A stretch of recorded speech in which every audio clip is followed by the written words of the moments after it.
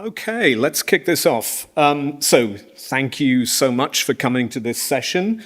Despite the fairly dull write-up that was submitted about what it's going to contain, this is not a very technical discussion, but it's more of a report from the front lines and on the journey we've been on in terms of verifiable credential technology and where the cutting edge of need and market response is and where we are at with the technology. So my name's Trevor Butterworth. Despite the name, I'm actually Irish.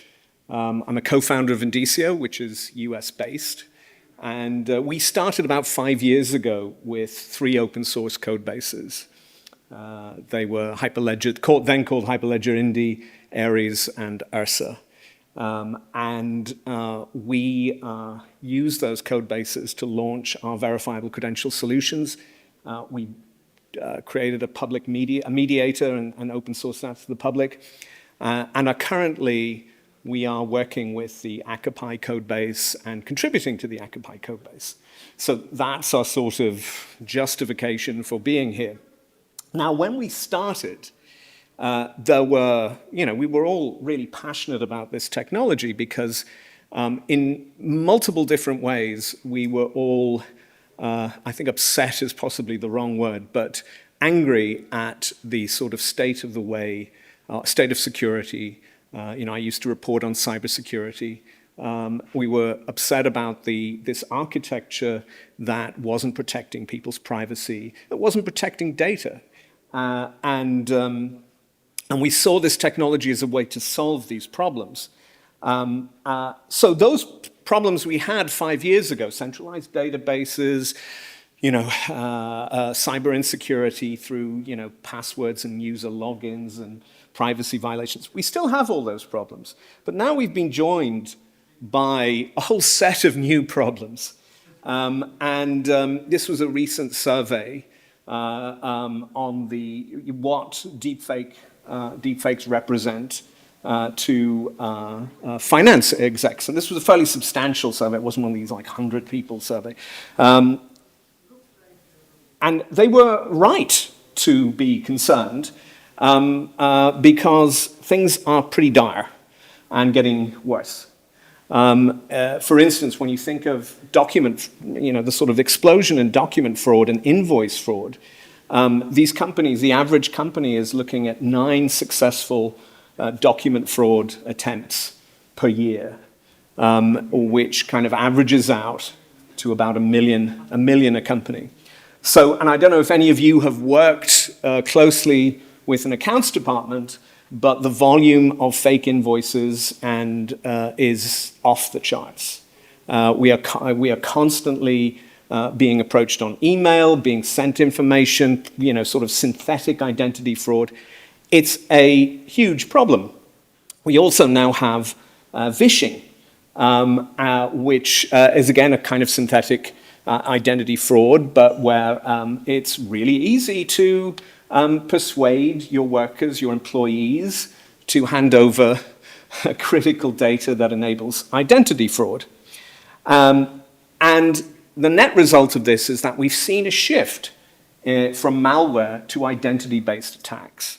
And because identity is critical to everything, these identity-based attacks are now impinging on kind of sectors and fields and companies that typically avoided the worst of the security situation. So I could continue on, it was an embarrassment of riches to decide which of these stats to put in a slide form. What then is the solution? So our solution is first authenticate biometrics and then put them in a verifiable credential. Now, our journey in this angle on the technology that we simply had not imagined in the first 2 or even certainly 2 years of the company's existence starts with it actually begins during COVID, when Aruba wanted a privacy-preserving way to reopen the island, allow visitors into Aruba, which is an entirely tourist-based economy, but to take a COVID test at the border, and then to present a credential that contained no personal data that they could use to gain access to hospitality and event spaces, and it would be simply scanning a QR code. That was successful enough to generate, well, let's extend this to our travel authorization. And that travel authorization, so Aruba has an ED card that you have to fill out, required sort of taking on the passport and looking at what we'll see in a moment are the International Civil Aviation Organization's specifications for digital travel credentials. So over the course of several years, we refined this technology, did more and more pilots. We did one pilot with Delta. And more or less, what happens is a person comes, they take advantage of the fact that ICAO has mandated for over, that all passports contain a chip containing the details of the passport and also an electronic version of the image in the passport. So with our software, a person reads the machine-readable area of machine-readable zone of the passport, ingests that material, then we do face mapping and liveness checks so that we can be sure the person who's presenting resembles the person in the person's image in the passport, the electronic version of that image. And then that gets sent off as a credential to the issuer, which would be an airline. And then the airline checks the ICAO PKD, which is the list of all the public keys for passport offices, approved passport offices, checks to see that all that information that they've just received was signed by a valid passport office. And then that gets sent back to the passenger. And the result is seamless border crossing. So there are different methods. One, you can use a temporary sort of public gallery and people use a face scan, or in other series as what's known as a contactless corridor. But the result is that you can reduce the time it takes for somebody to cross a border to about, it's 4 times quicker than any other comparable technology. And this is actually, so this is critical for tourism, tourist-based economies, particularly in the Caribbean, who have multiple airlines arriving in limited airport space every day. And the critical value proposition is that they have something, border control is something they can absolutely rely on, right? This process, because it ingests authenticated information, eliminates manual error. And people, in the last trial we did, people were able to go from leaving the plane to being on the beach, which is an express goal of Aruba tourism, in 30 minutes. So this, and it doesn't stop there, but I'll explain more later. So there are 3 types of DTC. I'm only mentioning 2 because the third one is a bit further away. So the DTC1 is specifications for what I've just described, a self-derived digital credential from the passport. The DTC2 is one that's issued directly by the government along with the physical passport. Now, you'll still have to carry both to travel, but this represents another big step ahead in the expansion of global specifications for seamless digital travel everywhere. And we're working, Indicio is going to be working with our partner CETA on the aptitude large-scale pilot, which will see the French and the Dutch governments issue DTC2 credentials. The DTC, we will see, I can't name the names, but we will see a DTC2 deployed for border control by at least 2 countries by the end of this year. So this technology is advancing rapidly.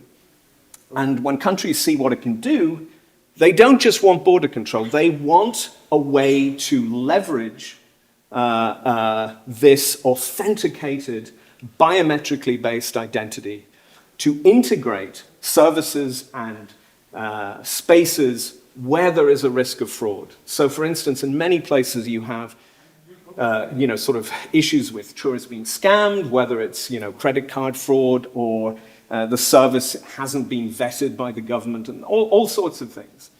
And by using these credentials in a travel app, you can integrate an entire tourist economy, eliminate and potentially eliminate intermediaries. So, this has huge potential, and travel is at the cutting edge of this technology. But how long it's at the cutting edge is open to question, given. I've gotten ahead of my narrative. For those who are interested, we've rendered digital travel credentials in all of these formats and protocols. And one of the key things that we've established is how to make these different credentials interoperate.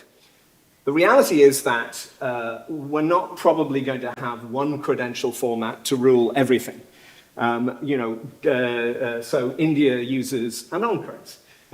Europe is going to use STJWT VCs. So how do we make all of this seamless?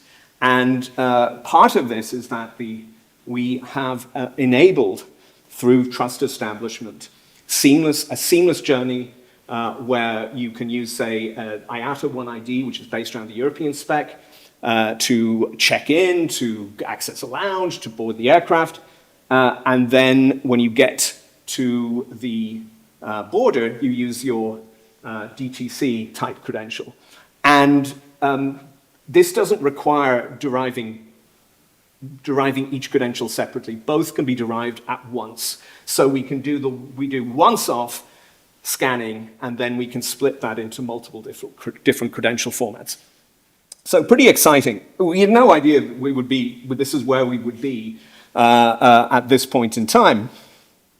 And I was a bit worried that this wasn't engineering enough, so I've put a few diagrams in.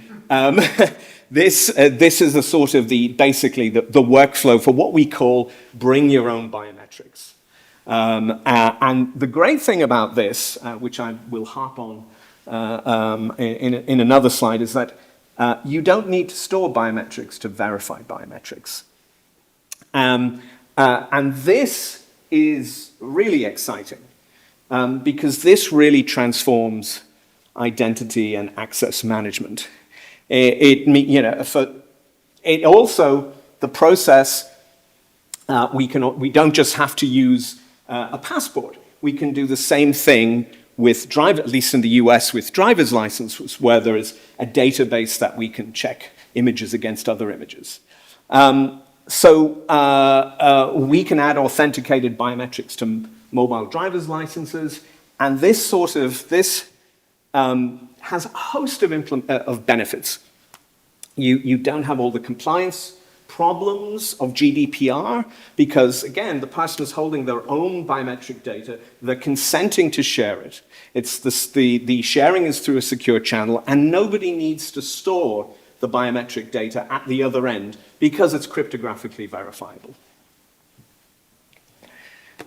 And what does this mean? Now we have a way to bypass deepfakes. Everybody can carry a copy of themselves that they can use to prove that they are who they say they are in remote onboarding or any sort of biometric scan where there's a risk or situation where there's a risk of biometric identity fraud or deepfake. And so this becomes a very elegant, very simple solution to a problem that's giving a lot of people headaches.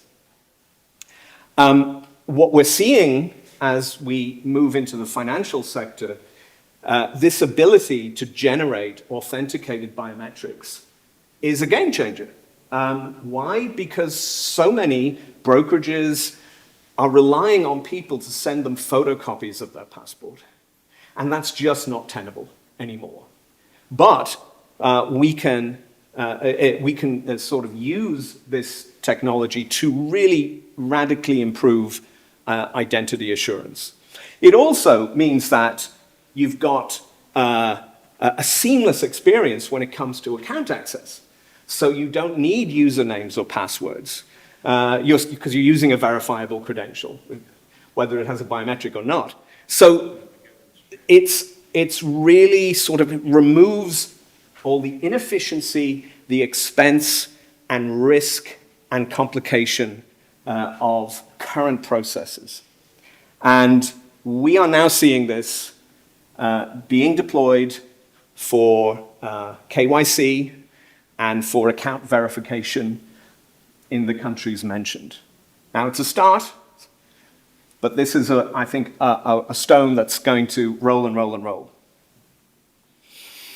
And what originally, I think, was meant, as somebody else wrote the application, what was meant to be the topic, we're also using verifiable credentials, currently without biometrics, to do single sign-on. This is the simplest and probably the most affordable way any company can begin to start using verifiable credentials. There's the workflow. So proven auth is able to handle the requests from relying parties. Requests a credential presentation, then verifies it against the credential registry, and suddenly you have access to systems that's seamless, doesn't involve, you no longer have usernames or passwords, and this is how you do login, right? You just scan a QR code. Simple as that. Also, this is being built out, so it will work with, it already works with SDJWTs, or SDJOTs, I should say. But our goal is to rapidly make this available in any credential format that you would want to use it. And of course, you can then apply authenticated biometrics if you need a higher level of assurance. So what does this mean in practice? It means that you can create sort of a vendor ID, right? So, and then you can use that vendor ID to prove the origin of documents. You can bind documents to specific vendors.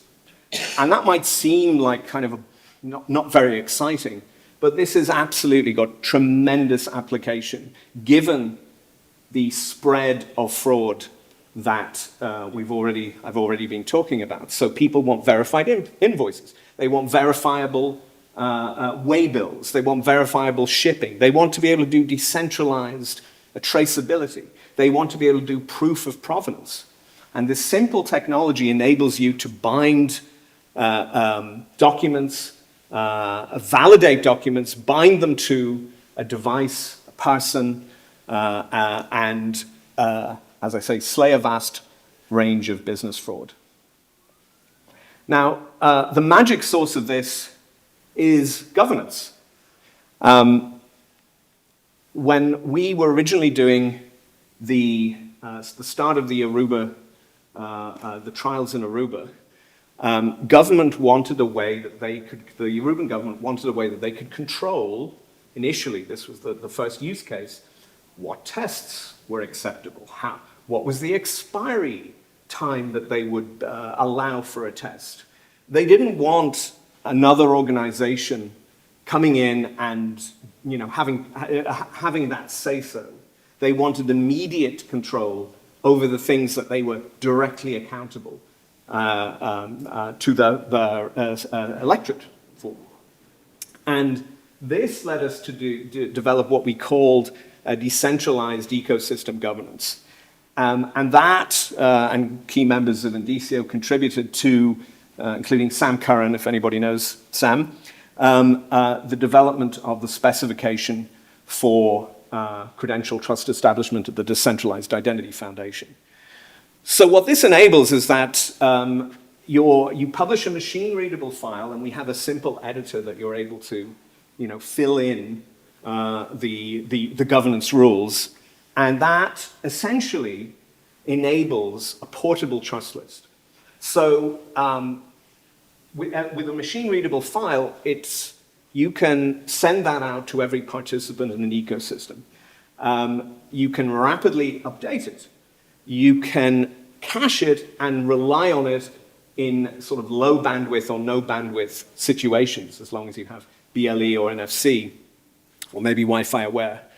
And it sort of provides the guidance for which credential issues you trust, if necessary, which verifiers you want to trust. So you have preferred partners that, or preferred service providers that you want your customers to interact with, and that they can know exactly this is who I'm going to go to for this particular thing. And also, what information needs to be presented.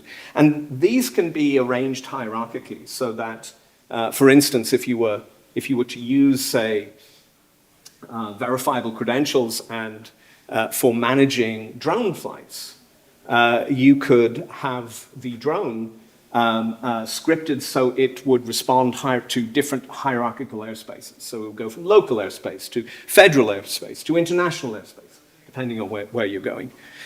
So all of these things enable rapid scale, and you don't have the problems of external trust registries where you have to have a bureaucracy and there's the risk of fees on verification. It's all simple, very simple. So with, for instance, Proven Auth, we're able to use governance to give fine-grained orchestration to access.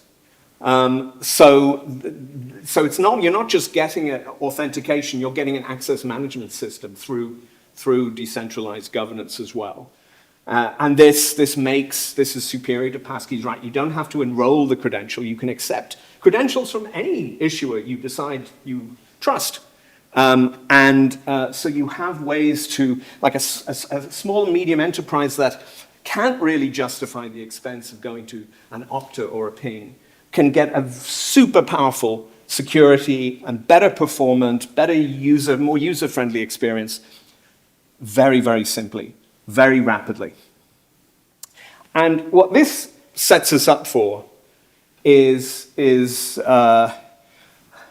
well, the slide says it, a world of ubiquitous AI. Now, there's justifiable skepticism about just how accurate AI is. But if agentic AI really does take off, it is going to be unmanageable without identity for AI agents. It is literally it's not going to work on a compliance level. It's not going to work on a practical level. It's going to be an enormous security risk. You need, and even if we're talking about something as simple, I don't know how many of you use an airline chatbot, but our CEO, Heather Dahl, has nightmare experiences of trying to juggle, input your, passenger number and numbers that you don't have to hand. And instead, you could simply either voice or swipe, permission an AI agent to access your, credential for your loyalty program, for your flight, and simply ingest that information and then be able to respond instantly. And then if you think you combine that with payments, a payments module, you're able to go pay for Wi-Fi on my flight. And it happens instantly. And so this gets very exciting when you think of the kind of services you can script for people in really secure ways, in really privacy-preserving ways, in ways that are permissioned. So this is how soon we're going to see this. Everybody's betting on agentic AI. The only way you're going to make this work, if you can make agentic AI work, agentic AI has to have verifiable identities. Otherwise, it's a nightmare. Well, I would be here in 5 years' time with an even more grotesque list of abuses, security breaches, horror stories. And nobody wants that. Nobody deserves to listen to me a second time. In summary, and I think this has been a much more rapid talk than the number of slides suggested. In summary, and it's a bad comic book play on words, verifiable credentials solve so many problems. They enable, they're sort of like a radical Marie Kondoing of all the shonky bits, that's a Brit term, all the bits of the internet and digital interaction that just don't work very well and create risk, and you can just wipe them away. And they allow you to use the trust, this really powerful digital trust around identity, to actually scale markets. So when you think of, say, India with hundreds, millions of solo entrepreneurs, you can't, how do you efficiently integrate them into financial services in a way that minimizes fraud and enables things like sort of reputation? You can use, the possibilities of inclusion and the ways of, the same way that, services like Airbnb were able to, sort of use user feedback as a way of generating reputation. You can, through micropayments, you can generate trust. Like, there's all sorts of interesting ways that this can be used to create markets across wildly disparate sectors, geographies, and I think for those reasons, this technology really is a marvel, and we are going to be entering an age of verifiable credentials. And with that, I'm finished. So if anybody, unlike typical, if you want to make a statement, that's fine. If you have a question, happy to take a question. Anybody? I have a question. Yes. So, interesting. What is the dark side of the cloud security? What identifies the agent or the end user? How accessible that? How is it secured about it? How can be misused? So, controlling telemetry data, who have access to that? So, well, there's yeah. So different implementations have different consequences. If you, but fundamentally, we're relying on cryptographic verification across doubly encrypted communications protocols. So, for instance, if you have a decentralized identifier and I have a decentralized identifier, we can perform cryptography to determine that we each control that decentralized identifier. Then if we match that with a verifiable credential from an issuer you trust, like a passport credential or a bank credential, then we have a way of creating context around who's in control of that decentralized identifier. And then, depending on the protocol you use, some protocols enable very rich semantic interaction and others don't, you can exchange information peer-to-peer.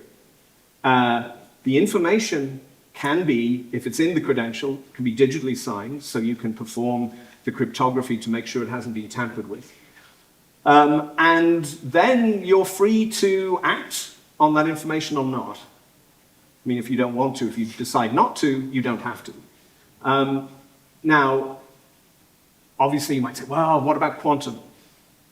Well, the cryptography, right as we speak, the cryptography is being rewritten to deal with the potential threats of quantum computing. What if you lose your phone? Well, you can't get the credential out of the phone if you have biometrics to access your phone, you have biometrics or code to access your digital wallet. If you lose your phone, you can immediately have your credential revoked. It can't be, even if somebody managed to get it out of your phone, it couldn't be reused. Once it's been revoked, it has to be reissued. Now, is there a perfect identity situation, ID solution for that can meet every possible objection of the future? Probably not. But is this the best solution to the current problem of a situation where centralized data around accounts involves usernames and passwords and multi-factor authentication, and all of these are so easily breached by criminals that are able to outwit all these systems? Well, I'm less worried about the criminals. I'm more worried about the government. Well, so the other aspect of this is that the only way to preserve privacy is by giving people full control of their data. Thank you. No question. Yes. I have no more questions. When you revoke this data, if it's decentralized, how do you? So the computation involved is that you prove that it hasn't been revoked. So it's a privacy-preserving way of revoking a credential. Yes. So if, because, correct me if I'm wrong, but the way how you envision the general use would be with some device that is owned by the user? Sorry, say that. Device like a mobile phone? Yes, yes, yes. So if the mobile phone is hijacked by some application like Pegasus or something like that, without the knowledge of the user, the people who have hijacked that device, they can use that authentication mechanism without knowing the user. So, as far as I'm aware, our security testing has not found that possible to take control of a verifiable credential. So bear in mind, this is being implemented by airlines and governments and by companies that have performed extreme levels of security testing. I don't want to tempt fate because we all know that there are always unknown unknowns. So, but it's significantly better than anything else out there. But how is that implemented? Because I know with application like Pegasus, you gain full control of the device and you can actually perform actions on the screen as someone is physically touching the screen. I've seen that in practice. So Right. I honestly, I'd have to ask an engineer, but we haven't encountered that in practice. Oh. Sorry. Yes. Your team contributes, full disclosure, I work with this team that contributes to open source. This is not a loaded question. Where is the biggest point of friction that you're seeing in the ecosystem right now? Not just as contributors to open source, but you're implementing these technologies. What's the excuse? What's the FUD? What's the sticking point that you continually run into? It's a good question. I think when people see how it works, they almost don't believe it. I think there's concern over interoperability, right? So you have Europe and Canada and all the world sort of forging away with their own standards. How are we going to make all of this work together? The need, at least say in the travel and tourism sector, is interoperability. They need the guarantee of interoperability so that whatever happens with standards and specifications, people will simply be able to consume whatever comes along and use it on their device. Yes? For me, yeah. Sorry, so from what I understood from the presentation, because there was a lot of content, let's say, so it's hard to grasp everything. Gosh, that was a simple. There's a lot of Yes. things tied together here, but from what I understood, one of the core propositions of this verifiable credential is that it's decentralized. Mm-hmm. Is that correct?